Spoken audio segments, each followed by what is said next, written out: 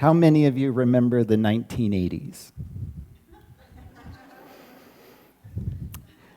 My wife, who was not my wife then, my girlfriend, had hair so big it wouldn't fit in our car.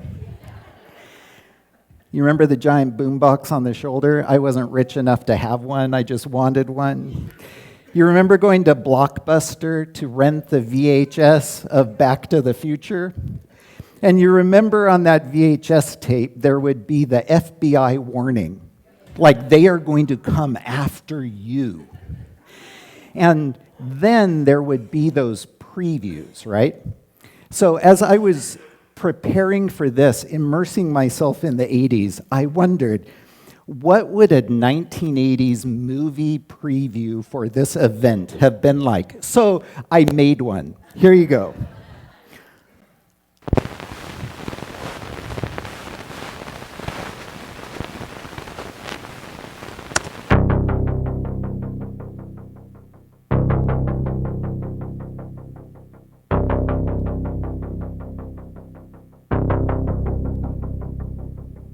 In a decade defined by rapid change, one American town was on the verge of extinction. The government in chaos, the community divided, fighting over the answers. When the night was darkest, when all hope seemed lost, a new generation of leaders would rise.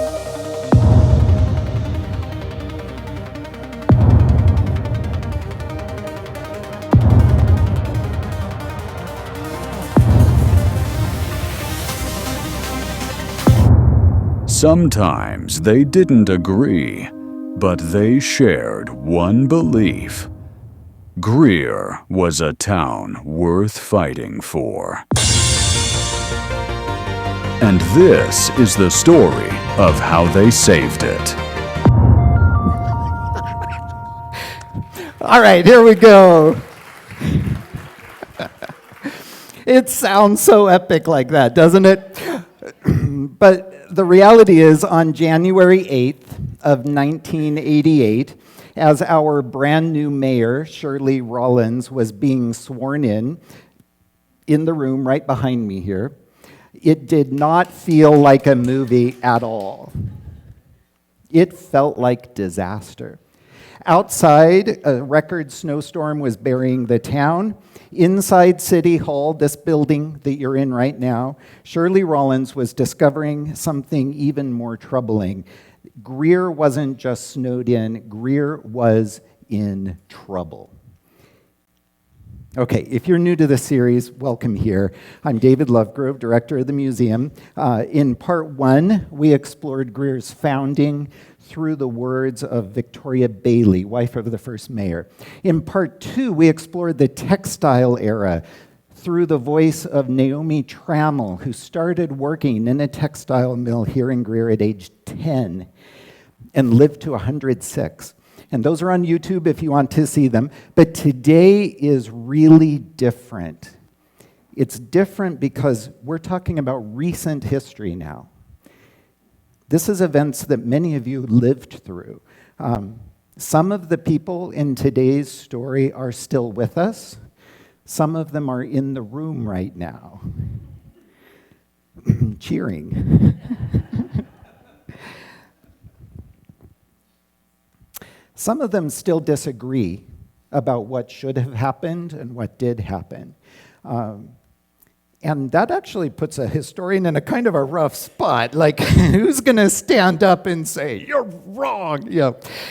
But after spending countless weeks in the newspapers and the records and everything, I have become convinced of this. The people in this story today, they disagreed about almost everything, but they agreed on this one thing, that Greer was worth fighting for. And by the late 1980s, people were openly asking whether Greer would even continue to exist. Not whether we would grow or whether we would thrive, whether we could even exist. So today is the story of when a group of ordinary people decided their dying town was worth saving. For Shirley Rollins, who is with us today, she was suddenly in charge of a city that desperately needed help, and she was powerless to do anything about it. In this snowstorm, every piece of snow removal equipment was broken, the city administrator had disappeared, the budget surplus did not exist, the city's computer system had one functioning keyboard in the entire town, and she had been mayor 3 days. She was standing in the ruins of a city government that had been gradually collapsing for years. So I need to rewind a little bit farther. Let's divide this story into 3 parts. First, the collapse. How did we get to this stage? What does superstition say about breaking a mirror? 7 years of bad luck? Okay, so what did we get when an entire semi-truckload of mirrors got hit by a train at the crossing right here on Main Street? Yeah, well, that's kind of a picture of where we were in Greer. So in 1980, the 1980 census came back with some shocking news. Greer's population had declined. In 1970, more than 10,600 people. In 1980, 10,000 flat. So for the first time in our history, Greer was shrinking. The mayor was Don Smith. He formally contested the numbers with the Census Bureau. He couldn't believe it, he couldn't see it, but it was true. Greer seemed to be okay on the surface, but its underlying foundations were washed out. There were a lot of factors. First, the mills had been gradually cutting back jobs for 20 years, replacing humans with more automation. Fewer and fewer people working in the same mill. There had been a national transcontinental highway. It ran from Washington, D.C. to San Diego, and it came right through downtown Greer on Poinsett. And it had been replaced first with a superhighway and then with Interstate 85. Transcontinental traffic stopped coming through downtown Greer. And then buying habits had changed and people started going to the mall. And so the stores on Trade Street saw their customers decline. And then for decades, barriers had kept Black-owned businesses out of downtown, weakening our commercial and our economic strength. And the Black community, segregated and oppressed and ignored, saw their most talented and educated residents move away for better opportunities, leaving behind in the 1980s a fierce wave of drug dealing and criminal activity, and our town weakened by the loss of our most talented people. So in 1980, the population is declining, the town is declining, incomes, revenues, everything is going down, and it's about to get a lot worse. 1981, Appalach Mill closed, 275 jobs gone. 1982, Victor Mill closed, 320 more jobs gone. In 2 years, we lost 600 textile jobs. And those aren't just jobs, right? Those are families and paychecks and lives. And that was on top of Franklin Mill, right back here, burned down in 1976, just a few years earlier. And by this point, Greer Mill had shrunk their workforce to 75 employees. Downtown Greer, Trade Street, Randall, Victoria, once just the beating heart of our community, was just dead. Businesses were closing, buildings, one after another, were condemned. I found one chain of about 6 weeks in which they condemned 6 of the Trade Street storefronts. They were being torn down all over, but some of them were falling in before they could be torn down. Grand Theater was gone. City Cafe was gone. Frierson's drugstore was gone. The dime store, gone. The building on either side of it, gone. An entire block of Randall Street, gone. It wasn't just the economy and the buildings that were crumbling. This was OSHA approved.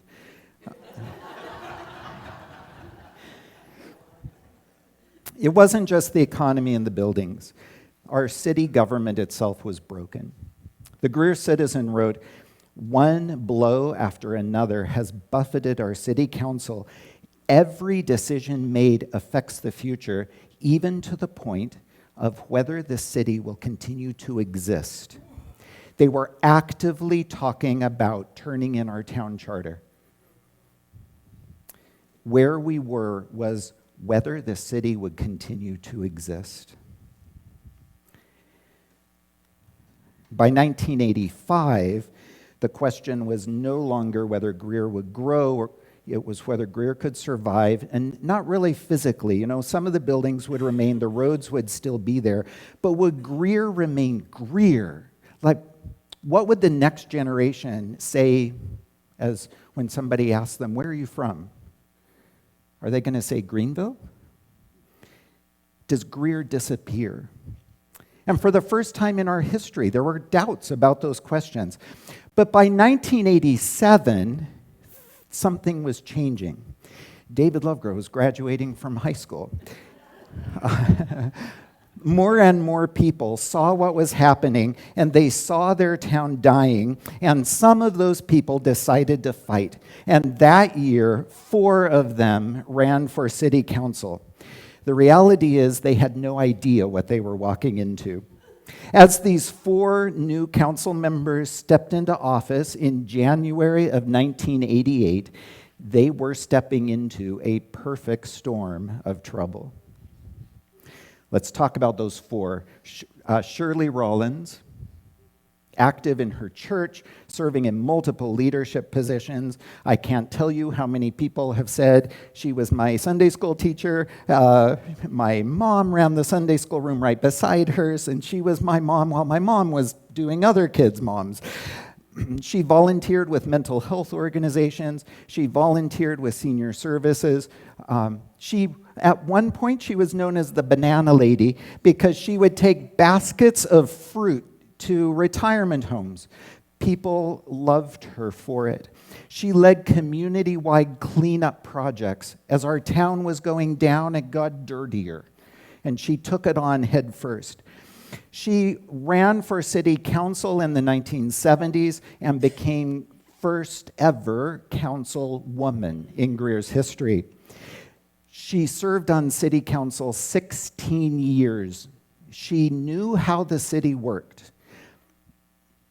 Or more accurately, she knew how it didn't work.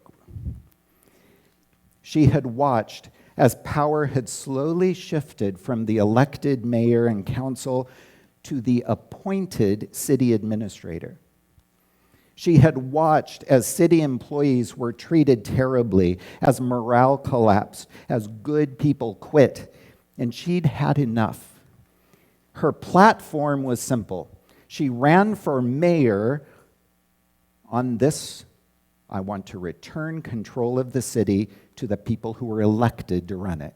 That was her platform. This is Martha King. She and her husband owned Food King grocery store and restaurant. She had been the coordinator of the Greer Family Festival since 1984. She called herself a country girl who came to the city.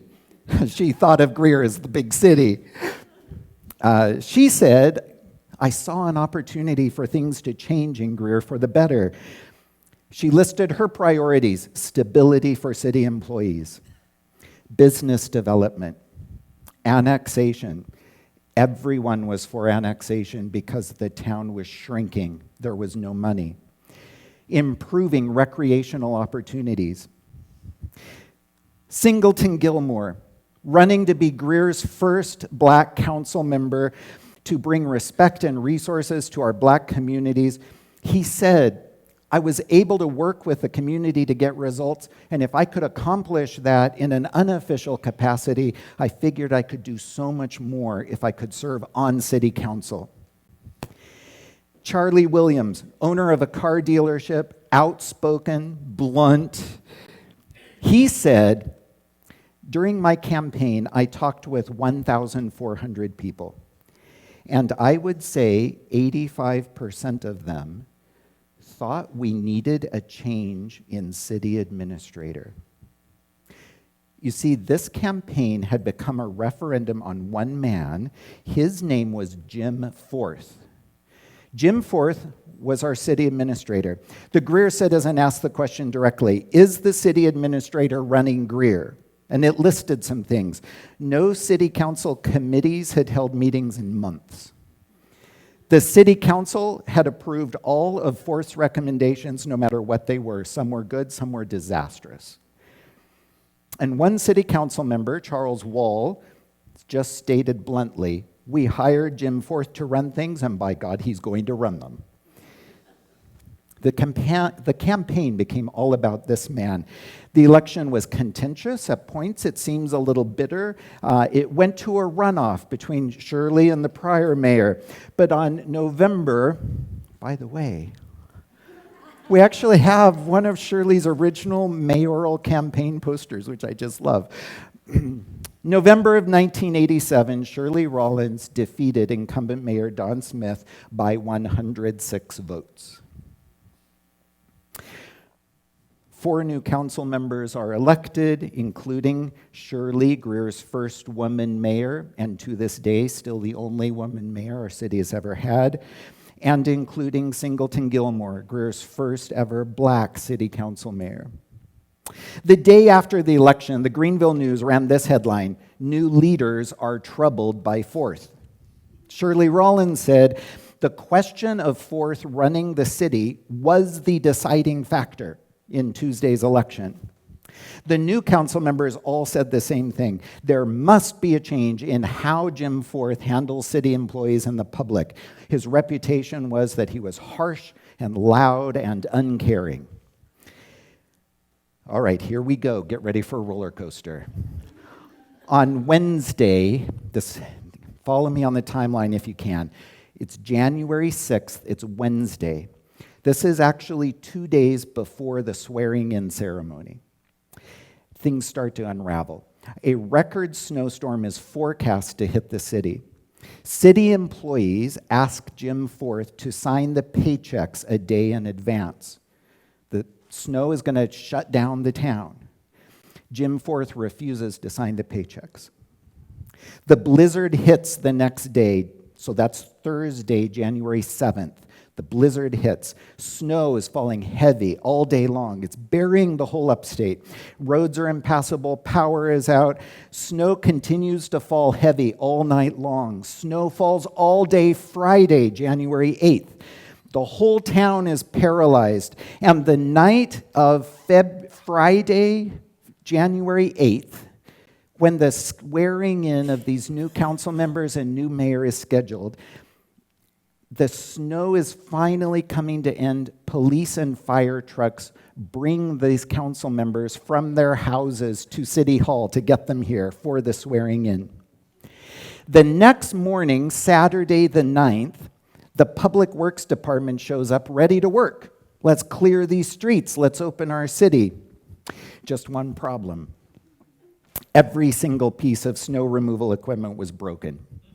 They had an old dump truck with a snowplow, and it was broken down. They had this motor grader with a snow blade, and the wiring harness had been off for 6 months waiting for repair. There was a brand new dump truck with a brand new plow blade, and they found the blade sitting in a crate where it had been for 2 years, never installed. And right then, the roof of the storage shed collapsed under the weight of the snow, burying all the city trucks and all the snow removal machines inside and making repair that much harder. So the public works employees were sent home having done nothing. And where was Administrator Jim Forth? Nobody knew. He hadn't shown up to the swearing-in ceremony the night before. He wasn't at City Hall in his office, which was in the front corner up here. He wasn't answering calls at home. On the day the city needed him most, he didn't come to work. Saturday went by, no show. Sunday went by, no show. Monday morning, Jim Forth walks in the doors. He goes into his desk and signs the paychecks. They're now 5 days late. And then he disappeared. Mayor Rollins, her office was in this front corner, she went into her office and found on her desk a written request for a leave of absence. He didn't talk to her about it. He didn't get her to sign it. Employees went into his office and found that he had cleared it out, his desks, his files, everything. He told no one about his plans. Shirley called for an emergency council meeting on the next Thursday, January 14th, to meet with Jim Forth and say what is going on, figure out the situation. Guess who didn't show up on Thursday night? Jim Forth. 4 days later, Jim Forth mailed his resignation to Shirley. Shirley said, "I thought that was below him. I thought he was too professional to just leave without talking to somebody. But whatever the case, he was gone." Now, Shirley Rollins had been calling for a return of control from the administrator to the mayor, and now she has the chance, right? So she is going to be running the city herself while they search for a replacement. The new mayor and city council had to run without an administrator, and I mentioned this earlier, they had to do it with a brand new computer system that didn't work. It was, in Shirley Rollins' words, the biggest mess I've ever seen. Now, I will admit, she tends to use hyperbolic language quite often. She probably saw quite a few biggest messes, but it was a mess. Over the prior 2 years, the city had paid $27,000 for new computer stuff, and none of it worked. There was piles and boxes of new hardware sitting around in boxes all over, and this box wasn't compatible with that box, and neither box was compatible with their prior system. They looked for an expert consultant, and they found a medical doctor in town who had networked together 3 computers in his office. So he came over, and he told them it would cost another $16,000 just to get the system functional. But then he told them one other detail they hadn't realized. If they got the system functional, it would not run the software that the city used. It was incompatible. In the meantime, all of their old computers kept breaking down one at a time, and they had reached the point by January of '88 that there was, in the entire city of Greer, a single functioning keyboard shared by all the employees. Okay, welcome to being administrator mayor, Shirley. And the hits kept coming. Greer's accounting system was so non-standard that auditors had been charging the city high extra fees for years just to figure out what was going on. And in her first weeks, Shirley started going through the books. And she found something terrible. Well, to be more specific, she didn't find something. The previous mayor had bragged about a $500,000 surplus. It had grown, reportedly, to $800,000 by the end of this past year. And he says it's in the bank account. And she looks at the bank account, and it's empty. The city has $0. Shirley found that this was just a number that Jim Forth had written on a piece of paper to make the budget balance. And she wrote, and she typed it in all caps, "I've never been so disappointed in anything in my life." She does not hyperbolize ever. She said, "We don't have any surplus money that the citizens were led to believe." It was fake. There was no money in the bank. In fact, the council had approved a $3.5 million budget based on that surplus. Revenues were under 3. The city was in the red before she even started. Now, Singleton Gilmore, on a contentious city council that didn't get along, we'll get there, sided with the mayor. And he stood up with her, and he drafted a petition to force a referendum, a public vote, to force the issue. We're going to vote to pull the power back from the administrator to the mayor. Singleton got enough signatures. The vote was put on the calendar. A vote on governmental ordinance was required to be 6 months out. So it's put on the calendar for midsummer. But in the meantime, the situation is continuing to spiral down. There are so many employee problems. Some are caused by Jim Forth, some are caused by city council. Police officers are quitting left and right. The health officer position is eliminated. The recreation department is downsized. The cemetery director was eliminated. Council was looking at eliminating the entire sanitation department because who needs trash pickup? City employees in every department were leaving for better paying jobs at an alarming rate. And over in the newspapers I read, city employee morale is at an all-time low. Okay? So, the city council that is supposed to fix this could not agree on anything. Should they spend money on downtown beautification or on neighborhood improvements? Should they fund the revitalization program or kill it? Should they hire a new administrator? And if so, should we cut his pay in half from the last guy? Literally what was proposed. The arguments were constant, and somehow they turned really personal and really ugly and very, very public. Okay. Another council member, Charles Wall, was more professional than this, and he begged the city council to keep their disagreements private, behind closed doors.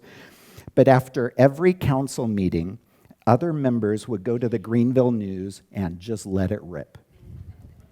And the Greenville News gleefully printed every remark. They named names.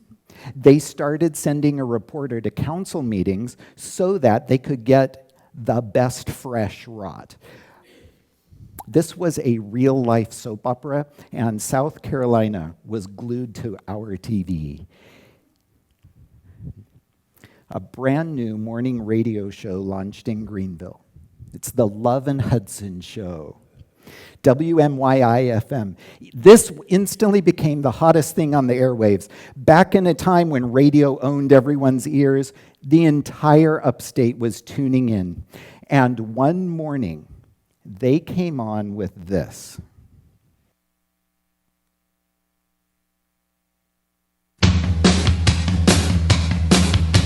Love and Hudson, the original tool. In the morning with you, say yeah, yeah, yeah, yeah, yeah, yeah. Love and Hudson, love and Hudson. Yeah.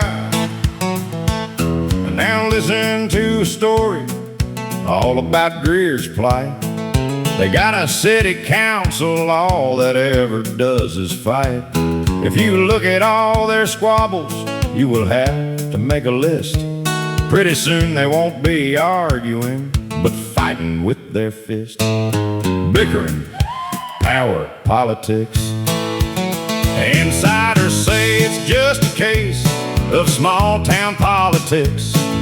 Citizens of Greer saying, stop acting like hicks. The Greer City Council may be split right in half. They might not get much done, but at least they make us laugh. Infighting, backstabbing. The entire upstate was listening to that. The entire Southeast was laughing at us. In May, things got even more complicated. Explain this to me. The city council was fighting over the search for a new administrator, and they offered the job to someone, but then couldn't agree on whether they'd actually offered it or not. I don't understand. Then they discovered that out of 131 applicants, there was only one willing to consider the job at all after the Joey Hudson show. And he turned down the offer when he heard the salary. And then, Councilman Charlie Williams talked to the Greenville News reporter right after a contentious council meeting. And he said, "I am so frustrated with Martha King and especially with Mayor Rollins." And then he said this, and I quote, "My wife don't tell me what to do, and Shirley and Martha aren't going to tell me what to do either. I am not going to be led by a woman as long as I'm in my right mind." All right, it's time to become a national laughingstock.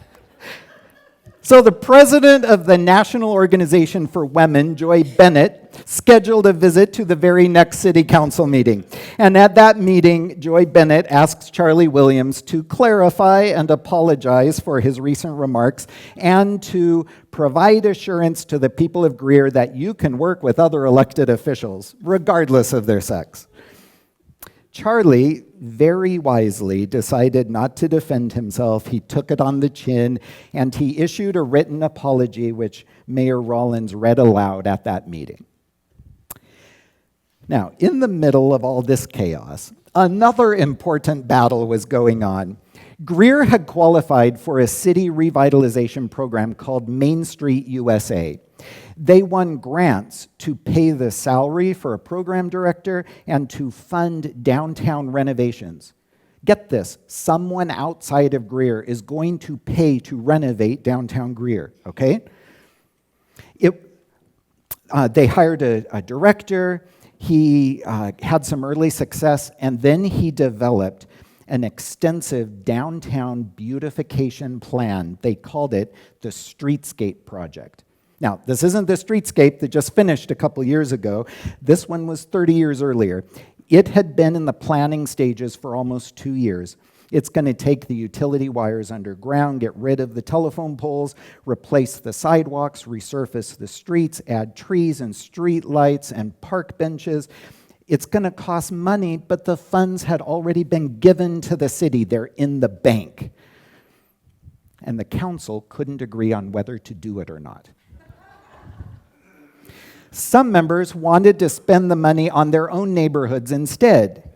Some want new recreation facilities. Some want their streets, not our streets, to be redone. So the Greer Citizen ran an opinion piece and said, every decision that the council makes affects the future, even to the point of whether the city will continue to exist. And it went on to say, if the city council members fail to grasp this vision, and battle selfishly to spend every penny in their own neighborhoods, then Greer is going to dry up and blow away. So despite having the funds in hand, council voted down the Streetscape project more than once, repeatedly. Charlie Williams said, and I quote, he had a great tongue, "Downtown is a thing of the past. Drive to the mall and have a ball." Okay, during this, City Council is still trying to find an administrator. For 6 months, Shirley has been working as interim administrator herself. She is at this point pulling full-time work weeks plus many hours more. Countless times in the newspaper said, "I called Shirley at home at night," and she said, okay, what are you doing calling the mayor at home at night? But in June, Shirley Rollins and Charlie Williams traveled, they were good friends, by the way, believe it or not, traveled to Westover, West Virginia to interview this guy, Tom Chaplin. He had been the mayor of Westover for 10 years, and the city administrator, and the police judge, and the chairman of the sanitation board, and the chairman of the sewer board. It's a tiny town. After interviewing him, Charlie Williams said, Tom Chaplin can do more with the least of anybody I ever saw. Shirley said, everybody we talked to in West Virginia had something good to say about Tom. Maybe in retrospect, because they were really eager to get rid of him. The Citizen ran a photo of Shirley Rollins and Charlie Williams doing yard work together at what would be Tom Chaplin's new house. And the Citizen optimistically wrote, "A new era may be dawning in Greer." It took exactly 3 days for the Greenville News to break the story that Chaplin City Hall in West Virginia was under federal investigation. And in August, 25 FBI and IRS agents raided his old office. But Greer was so desperate for an administrator, and there was no one else willing to take the job for the pay, and they had no more money, that council hired him anyway, the only one willing to work for a third less than his predecessor. So throughout 1989, problems started erupting. Chaplin had a loud, abrasive personality. He clashed with the mayor, he clashed with city council, he clashed with countless city workers. In November, Police Chief Dean Venable resigned. He complained of harassment by the city administrator. He said Chaplin had constant interference in daily operations. And then I found an example. Listen to this. On one occasion, the administrator reassigned every officer in the police department to new duty positions without Venable's knowledge or input. The police department had lost 31 of 34 uniformed officers during the past 4 years. They were leaving at the rate of 1 every 40 days, which is faster than you can train new cops at the police academy. And the relationship between Chaplin and certain council members, particularly Shirley Rollins and Singleton Gilmore, deteriorated rapidly. The conflict was loud and public and escalating. Chaplin was doing himself no favors. People throughout this building would frequently hear him in his office back here yelling obscenities at city employees. More than once, he would go into the mayor's office and get in a shouting match with the mayor. I could go on with Tom Chaplin for about 3 hours. Instead, I'm just going to fast forward to March of 1990. Tom Chaplin suffered a heart attack. And he insisted on running the city from his hospital bed over the mayor's objections. And that only made the conflict worse. And then in May, Tom Chaplin resigned. And the Greenville News headline, "Battles in Greer Claim Another Administrator." We had had a city administrator position for 15 years. In that 15 years, we had had 5 city administrators, 5 police chiefs, 4 fire chiefs, and well over 100 other personnel changes. At this point, you might be thinking, this is exhausting, this is depressing, this is a disaster, and you are right. But don't worry, it gets a lot worse. You remember the Main Street USA program and its streetscape? Let me back up and fill you in on what was happening there. City Council axed the project again, hilariously, after accidentally approving it. And this time they took an extra step and eliminated the director's salary. It too is being paid for with these outside funds, but those funds go through the city, and the council decided we can use that money better somewhere else. And this is when a new person stepped up. We have a program called Leadership Greer to train new young leaders. And the Leadership Greer class that year had a young lady in it named Ellen Wall. She's the daughter-in-law to Councilman Charles Wall. She told the Citizen that she went into that class believing that Greer's downtown had no future, that Greer would find its success embracing a future as a suburb of Greenville. But in the class, she was introduced to the Main Street USA program, the Streetscape project, the possibilities of revitalization, and she had come to believe in it deeply. That's her on the left, examining a Trade Street store needing repairs. She knew that firing the Main Street director would be the death of downtown, and she couldn't stand back and let it happen, so she offered to take the director's position at 0 salary. Not for a week or a month, she was all in, whatever it takes. The Main Street board agreed, and Ellen goes full throttle. She said, "Greer will end up as a ghost town without someone pushing to get these buildings restored and new businesses in them. And the citizen wrote, "Council signed Main Street's death certificate, but Ellen Wall is here to revive it." In the end, she gave a year of her life volunteering full-time in that role to save downtown Greer, and people got behind her. She's in the white dress, Shirley Rollins and Senators Vern Smith and Louis Vaughn delivering a check of a new grant she had earned. The fight over the streetscape project got so intense that Shirley, the mayor, decided to do something unusual, and for the second time, sidestepped council and called for a referendum, get the people of the city to vote on the streetscape. So a citizens committee forms to support this project. They mailed brochures to all the visitors. One committee volunteer, Denise Riddle, said, "If we don't preserve our downtown, we might as well change our name to Greenville-Spartanburg. The downtown is the only thing we've got that is unique about Greer." So the citizens of Greer went to the polls.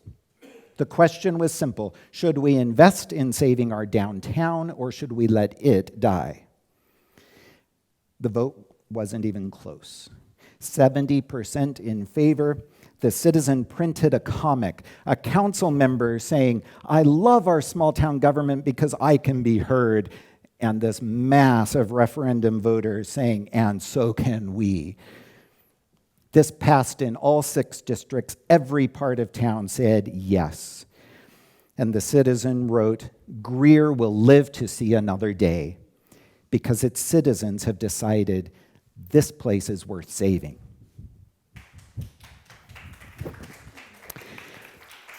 Construction began. Council heard that vote loud and clear, and they unanimously voted to restore funding for the director position. It was a great win for the city because they hired a new full-time director, and Ellen kept working pretty much full-time. While the city administrator was a disaster and the streetscape was a debacle but starting to move, in the background there was another devastation happening. Greer's schools were in horrific shape. We were split between 2 counties, and it left Greer disowned by both counties and taken advantage of by both counties. And this became really evident in our schools. Our buildings were too small and falling apart and horrifically short-handed. There was no help at all for any child with disabilities. County school boards were regularly talking about closing our schools down and busing our kids to other districts to boost their numbers.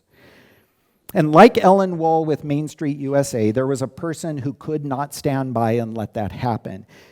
Several years earlier, a teacher named Margaret Birch, recipient of multiple Teacher of the Year awards, ran for Greenville County School Board.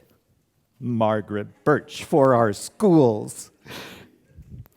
And she used giant photographs of our schools, like this one showing the mud pit that students have to walk through to change classes, and many others. One teacher's desk with a bucket on the desk and a bucket on her chair to catch the rainwater pouring in.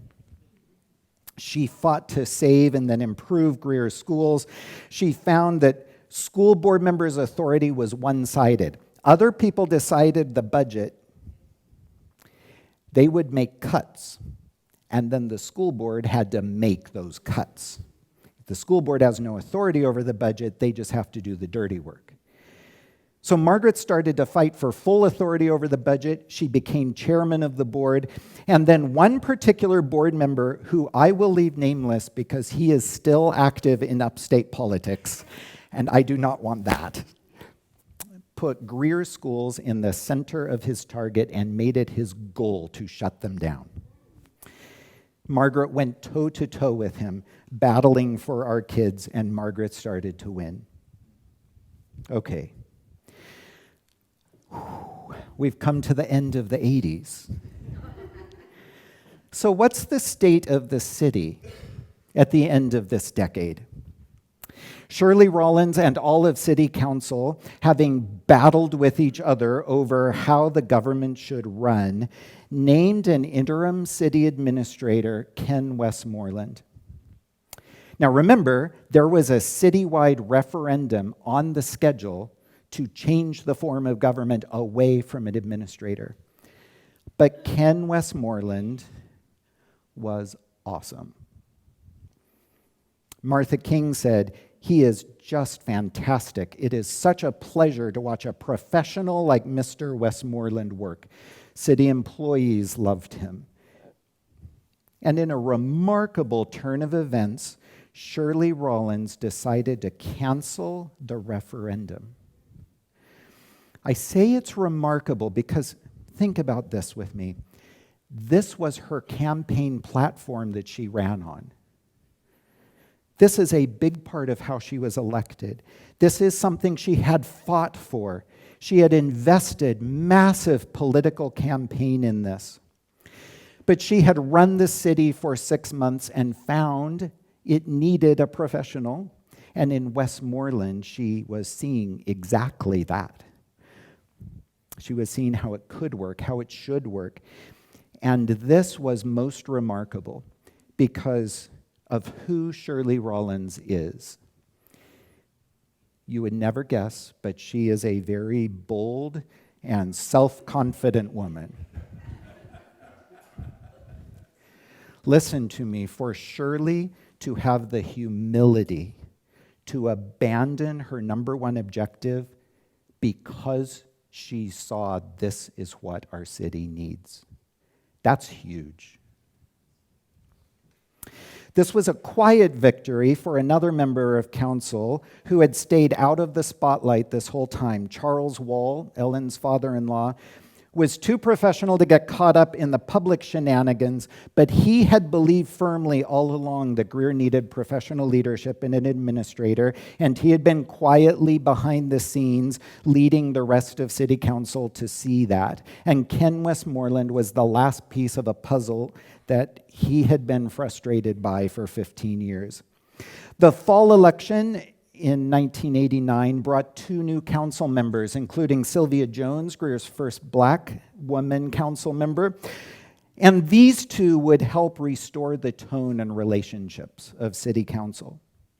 Ellen Wall, having successfully championed the streetscape project, renovation of multiple buildings, wasn't finished. She continued to work on the city, the businesses, the funding for revitalization of downtown, and then she helped found the Greer Art Reach program, beautifully nicknamed GARP, to advance the arts in our community. And it immediately exploded with growth and excitement. And Margaret Birch, having spearheaded construction on new school buildings and establishment of new programs and countless other wins for our schools, well, actually, she was still publicly at war, battling with politicians, trying to close us down, but she was winning. Our schools are open, and construction is happening on new buildings. Now, end of the 80s, to be honest, it still felt at times like we couldn't win for losing. This was actually when the train hit the truckload of mirrors on Main Street here. The new streetscape sidewalks turned out to be a terrible tripping hazard, and after multiple injuries, they had to be redone. Then a leak in the city gasoline depot let water into that tank, and one day, every single police car broke down at the same time. And then we had a downtown crisis of pigeons.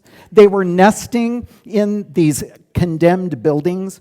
So, I love this. Ken Westmoreland got 50-gallon drums of breadcrumbs and spread it out across the city stadium to lure all the pigeons there. And Leland Birch of the Citizen said, "What are you going to do to them?" And he said, "We're going to care for them." And then they discovered multiple EPA Superfund chemical spill cleanup sites. And in one of those, that still boggles my mind, they found some chemical barrels and they couldn't identify what was inside them. So for some utterly baffling reason, they decided the way to deal with them was to blow them up. And I mean like nuclear explosion level blast.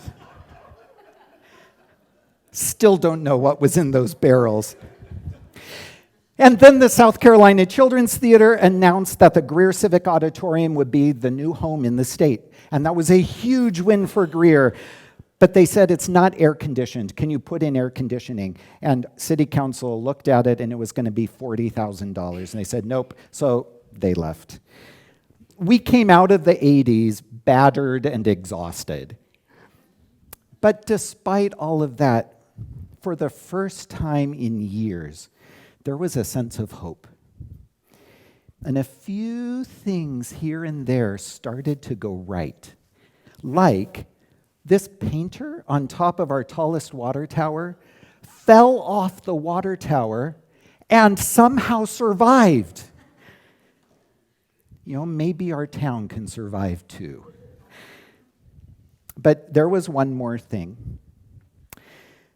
Coming into a new decade, one more thing was bringing our city together. Through the fall of 1989, the Greer High School Yellow Jackets football team was quietly winning every game.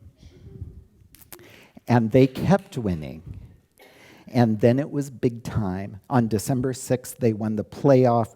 They are going to Columbia for the state championship game. Their biggest supporter, Roy Dooley, set out to make it a citywide event. He arranged tour buses to drive Greenville residents down to the big game.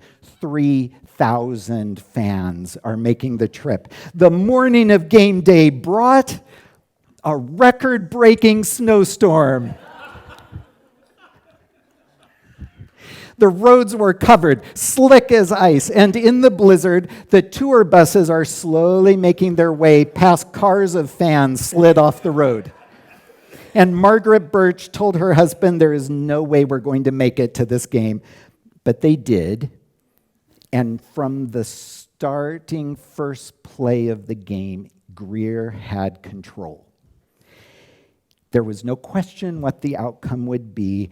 The Yellow Jackets came home with a state championship.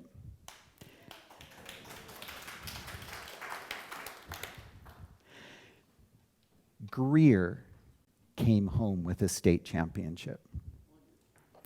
Dooley passed out championship hats. Ellen Wall's husband, Don, was president of the Booster Club. He scrambled to get championship t-shirts printed up, and his truckload sold out in 15 minutes. People were crying and hugging and proud. They were proud to be from Greer. The laughingstock of the upstate came together unified. Sports can do that in a community. And it was just what Greer needed, right when it needed it most.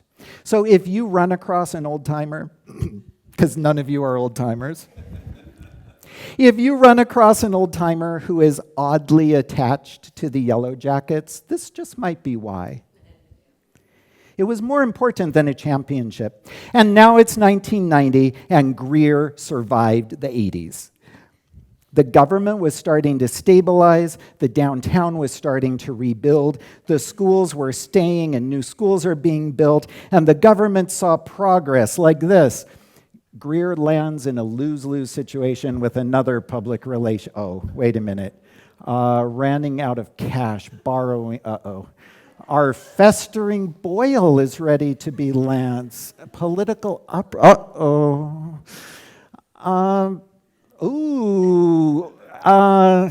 and right then, of course, the Ku Klux Klan decided this would be a great time to hold a rally. Right here on the corner. The building you're sitting in is in the top right corner. A picture floors me. This is 1990. There is a black officer peacefully watching to keep them safe, protecting their right to protest. There is an American flag and there is a Confederate flag. You see, We had made so much progress, but our problems were far from being all resolved. In fact, the city was still shrinking. That had to change. City council was trying to get along, but they weren't a team yet. Greer is still a small town with boarded up storefronts and still struggling to pay the bills and still running budget deficits and still taking loans to make payroll. And the town was still struggling with its identity. If we aren't a mill town anymore, what are we? Because surviving isn't the same as thriving. But the people who fought through these dark days, Shirley and Martha and Singleton and Charlie and Charles and Ellen and Margaret and so many others, they laid the foundation for today's success. I want to pause for 1 second and say, Shirley Rollins is with us today. I don't know that our city has ever really recognized what she did for our town. Can we thank her?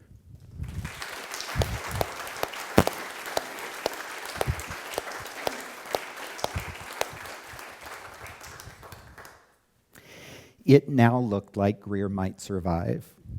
The incredible rebirth, the phoenix rising, that was still to come, and we'll talk about that next time.